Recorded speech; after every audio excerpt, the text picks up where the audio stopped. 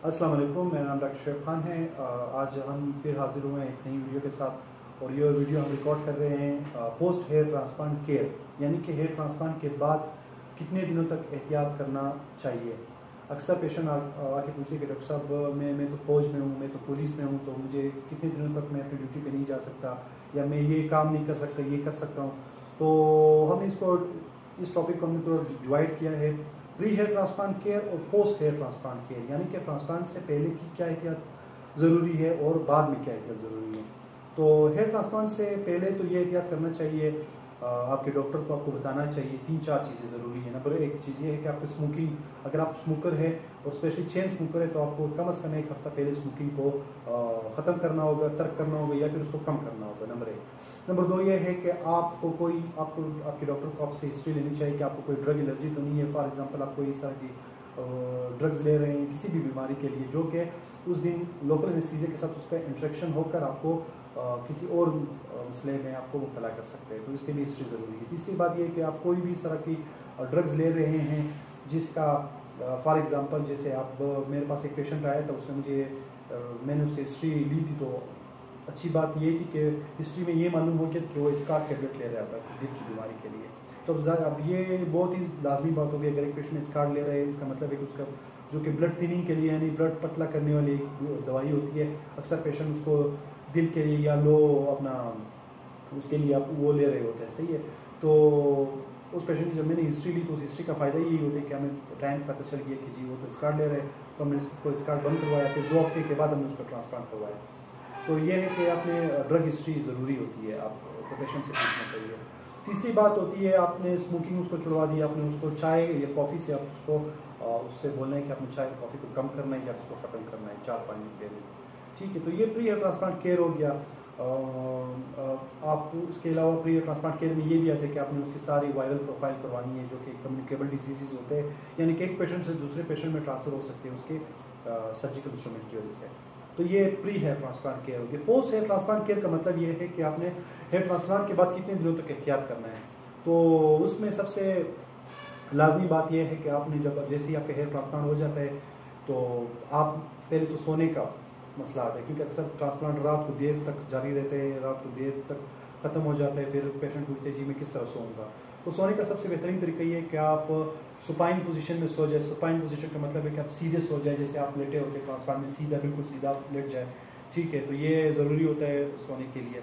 अगर आपके side temple नहीं बने हुए, बेशक आप साइड पे भी सो सकते हैं, लेकिन आपने बिल्कुल एहतियात करना होगा कि आपके तकिए के साथ आपके बाल टच ना हो जाए। बस ये टच, कोई भी चीज़ आपके बालों को टच नहीं करनी चाहिए, बस ये आपकी एहतियात है पहले 10 दिनों तक या 7 दिनों तक, ठीक है। दूसरा इसका पोस्ट हेयर ट्रांसप्लांट केयर ये है कि आपने कोई भी ऐसी दवाई नहीं खानी जिससे आपका खून पतला हो, जिससे आपकी ब्लीडिंग ज़्यादा हो। जैसे आपने स्मोकिंग नहीं करनी, स्मोकिंग से भी आपकी ब्लीडिंग ज़्यादा हो सकती है, आपका ग्राफ्ट रिजेक्शन हो सकती है आपकी। तो ये दूसरी उसकी हो गई एहतियात होगी। तीसरी एहतियात ये है कि आपने इसको बिल्कुल वेट रखना है बालों को, ठीक है। आपने इसको स्प्रे करना है नॉर्मल सेलाइन के, आपने इसको पीछे, स्पेशली जो पीछे का जो डोनर एरिया होते हैं उसमें आपने एंटीबैक्टीरियल या कोई भी सर ऑइंटमेंट जो होता है आपने उस पर लगाना है जिसमें पेन किलर भी हो और एंटीबैक्टीरियल और या कोई भी एंटीबायोटिक उसमें शामिल हो, ताकि आपको दर्द भी पीछे से फील ना हो और आपकी ज़ख्म भी जल्दी से ठीक हो जाए।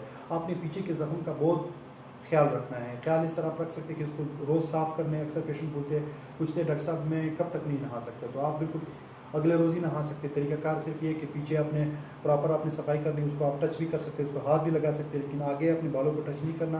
आपने बहुत ही एहतियात के साथ उसको सेलाइन स्प्रे के साथ उसको वॉश करना है, या फिर आप उसको आम नॉर्मल पानी से भी उसको धो सकते हैं, लेकिन हाथ टच किए बगैर। तो ये उसकी एहतियात होती है। अच्छा, अब इसके बाद ये होता है कि पेशेंट से पूछते हैं जी मैं धूप में निकलूँ ना निकलूँ, तो ये है कि वैसे रिकमेंडेड तो यही है कि आप धूप में ना निकले ज़्यादातर। अगर आपका ऐसा काम है जैसे फॉर एग्जांपल आपको ज़्यादातर धूप में बाहर जाना पड़ता है तो आपको एहतियात करना चाहिए 4-5 दिन तक। अगर आपका ऐसा काम नहीं है, वैसे रूटीन में आप बाहर जा सकते हैं, आ सकते हैं, कोई इशू नहीं है, ना इसका कोई तेज़ हवा के साथ इसका कोई ताल्लुक। अक्सर पेशेंट पूछते डॉक्टर साहब मेरी मोटरसाइकिल चला सकते हैं, नहीं बिल्कुल आप बाइक भी चला सकते हैं, क्योंकि ये बाल इतने नाजुक नहीं होते कि जैसे ऊपर पड़े होते हैं, इसमें ये काफ़ी इसके डीप अपने आप को एंकर कर लेते हैं। प्रॉपर टर्म एंकर है, एंकरिंग इसकी हो जाती है, ठीक है, हेयर फॉलिकल की। तो ये बेसिक एहतियाती तदाबीर थी। बाकी ये है कि 7-8 दिन तक आपने बहुत ही कंपलसरी जो आपने एहतियात करनी पड़ती है आपको।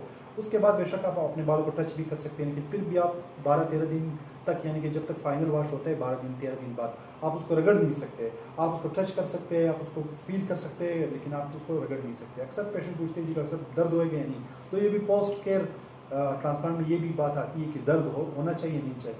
तो असल में ये होता है कि जो लोकल एनेस्थीसिया हम देते हैं तो वो अक्सर उसकी जो अपना लोग उसकी जो हाफ लाइफ होती है या उसका जो लास्ट टाइम पीरियड होता है जब तक उसकी असर ख़त्म होता है, तो वो 12 से 13 घंटे होते हैं, यानी कि जैसे ही आपकी सर्जरी ख़त्म होती है उसका असर भी ख़त्म होना शुरू हो जाता है।